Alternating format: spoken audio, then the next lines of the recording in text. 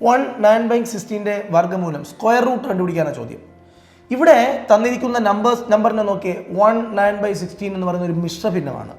മിശ്രഭിന്നത്തെ നമുക്ക് സാധാരണ ഭിന്നത്തിലോട്ട് നമുക്ക് മാറ്റണം. അതിനുവേണ്ടി 16 ഒന്നുകൊണ്ട് ഇൻറ്റു വേണം.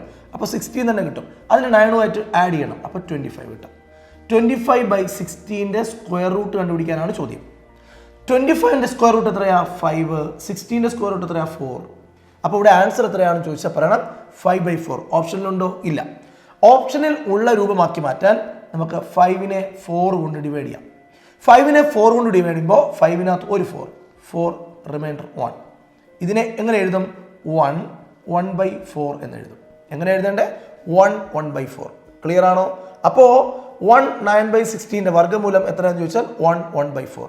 ഓക്കെ, 1/4 ആണ് 1/9/16 വർഗ്ഗമൂലം. അപ്പോൾ ശരിയായ ഉത്തരം സി ആണ്. ഓക്കെ ആണ്. For more classes, download PSCtalks.